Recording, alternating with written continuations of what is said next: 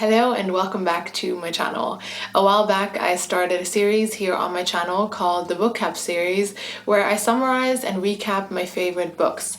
The first episode was about the book Success Habits by Napoleon Hill, and today I will be continuing with the book Factfulness by Hans Gosling. If at this point you're confused what the title of this video has to do with any of this, give me a second to explain. The book was actually written by three people, but Hans Gosling is the main author, and he was a very successful man. He was a medical doctor, a global health professor, co-founder of different organizations, and he worked with some of the most successful and famous and influential people nowadays. During his time, he started seeing that for many different reasons, we continuously believe that the world is getting worse every day and is in general more horrible than it actually is. That doesn't mean that the world is not bad, but it means that it's not as bad as we think it is. And the only way that we can improve and work towards a better world is if we start to understand what is actually happening and what is not, and it's just bullshit that we are believing because we don't really know any better.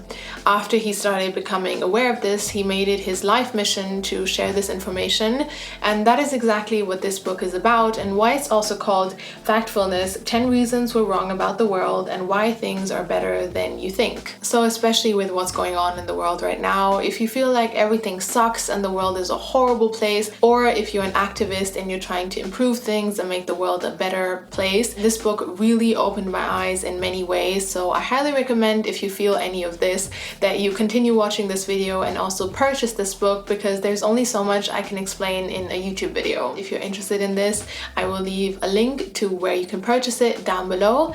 And now let's get on with the recap. The book starts by giving you 13 multiple choice questions on the world and asks you to answer them to see how good your knowledge actually is. I have picked out 4 about different topics, and we will go through them together and check how accurate and true your knowledge is. After every question, I will give you a few seconds to think about an answer, but if you need more time, feel free to just pause the video and think about it as long as you need. In the last 20 years, the proportion of the world population living in extreme poverty has A. almost doubled, B. remained more or less the same, or C. almost halved. The answer is C. almost halved. There are 2 billion children in the world today, aged 0 to 15 years old. How many children will there be in the year 2100 according to the United Nations? A. 4 billion, B. 3 billion, or C. 2 billion? The answer is C. 2 billion. How did the number of deaths per year from natural disasters change over the last 100 years? A. more than doubled, B. remained about the same, or C. decreased to less than half? The answer is C. decreased to less than half. So I don't know how you did on these questions. If you did well, then congratulations, you know more about the world than most people do, because the majority of people get most of these 13 questions wrong. I feel like I did a little bit better because subconsciously I already knew what this book was about, and so I gave a more positive answer than what I actually thought. But if you would have showed me these questions without any context, I would have scored even worse than I already did. In 2017, Hans Gosling, the author of the book, showed these 13 questions to 12,000 people all around the world from different professions and different countries and asked them to answer them. Most people got only 2 out of the 13 questions right, no one got all of them right, and 15% scored 0 right. That's pretty crazy if you think about it. In the book, he talks about this example that if he would go to the zoo with 3 bananas marked A, B, and C, and he would stand in front of the chimpanzees and ask them these questions loud and clearly and see which answer, so which banana they would choose, they would score better than most humans, because obviously their answers would be random, and so they would get logic math 33% of the questions right. And in the book he also adds, what's more, the chimp's errors would all be equally shared between the 2 wrong answers, whereas the human errors all tend to be in one direction. Every group of people I ask think the world is more frightening, more violent, and more hopeless hopeless. In short, more dramatic than it really is. When Hans Gosling first started to become aware of this problem, he thought that it was a matter of people not having enough information, or especially not enough up-to-date information. And so him and his co-authors developed data and graphs with up-to-date information and wanted to share that with the world. And so they did exactly that. They traveled the entire world to different boardrooms of corporations like IKEA and Coca-Cola. They gave TED Talks all around the world and worked with global banks, sharing this updated information in hopes that that would change what was happening. After a while of doing this, he realized that his approach was not working because he was giving information to people and they were inspired for a short moment, but the minute they would leave his lectures, their way of thinking would go back to how they were thinking before. And so at that point, he almost gave up because he realized that he really wasn't able to change anything. But then he understood what was actually happening. He says, "I had a defining moment in January 2015 at the World Economic Forum in the Swiss town of Davos. 1,000 of the world's most powerful and influential political and business leaders, entrepreneurs, researchers, activists, journalists, and even many high-ranking UN officials had queued for seats at the forum's main session on socioeconomic and sustainable development, featuring me, Bill, and Melinda Gates." He then goes and asks these very successful and famous people the same 13 questions he asks us at the beginning of the book, and he was very nervous because he thought they would get all of them right. And yes, their answers were a bit better than the tests he did before, because obviously these were highly educated people, but to his surprise, they still did worse than if he would have let the chimpanzees choose the answers. Here were people who had access to all the latest data and to advisors who could continuously update them.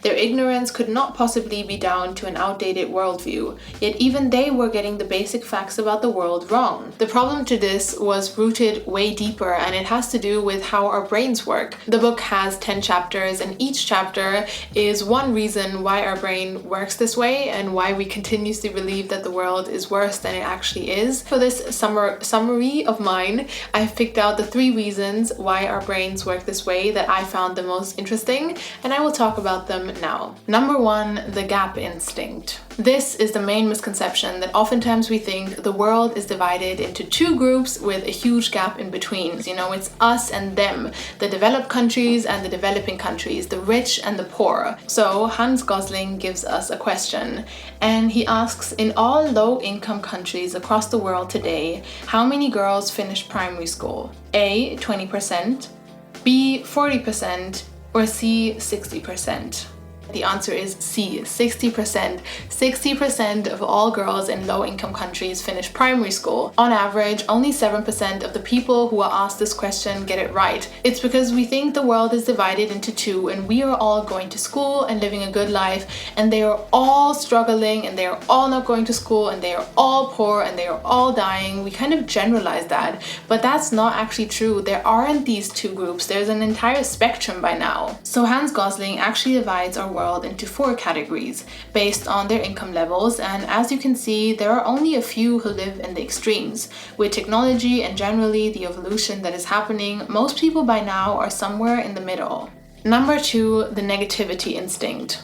If you would ask most people if the world is getting better, worse, or none of the 2, most people would say that the world is getting worse, when that's actually not true. There are so many positive improvements that are happening, but these things are just not loud enough or big enough that they are shown in the media, because mostly our media is focused on sharing the most dramatic and capturing information, and that is oftentimes mostly the negative. But that doesn't mean that that's all there is. In the book, he shares 32 graphs showing positive improvements that have been happening all around the world that most of us are not aware of, and they were all super interesting and I didn't know about most of them. But one that really struck me is the one talking about how many people have been living in extreme poverty from the 1800s until today. As you can see, in the last 20 years, extreme poverty dropped faster than ever in world history. Most people who used to live in horrible conditions have managed to move into the middle spectrum that has been created and live way better lives than their ancestors could have ever dreamed of.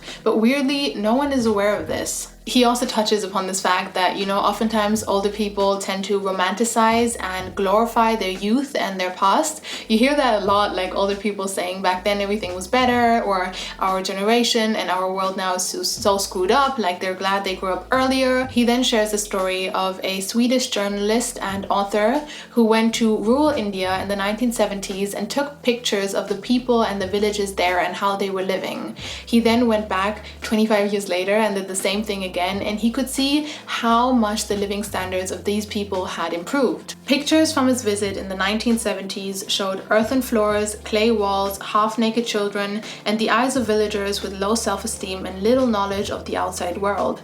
They were a stark contrast to the concrete houses of the late 1990s, where well-dressed children played and self-confident and curious villagers watched TV. He then went to the older people living in the villages, and he showed them the pictures he had taken of their home 25 years ago, and all of them denied that that was ever their home. They said, no, that was not us, this must have been somewhere else. We were never that poor, because these people were now also occupied with new thoughts and new ideas and new problems happening in their life, and they couldn't actually even remember how life was 25 years ago. And this is going on all around the world, because he says in Western Europe and North America, only the very oldest who have lived through the Second World War or the Great Depression have any personal recollection of the severe deprivation and hunger of just a few decades ago. When I was reading this passage in the book, I kind of felt a sense of irritation, because I thought like there are so many horrible things happening in the world right now, and it kind of seems like he's not really acknowledging that and kind of ignoring that.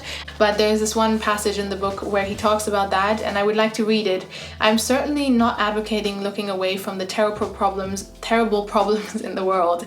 I'm saying that things can be both bad and better and bad at the same time. That is how we must think about the current state of the world. Number 3, the blame instinct. This is our human desire to understand bad things happening in the world by blaming someone who is now responsible for that. This instinct to find a guilty party derails our ability to develop a true fact-based understanding of the world.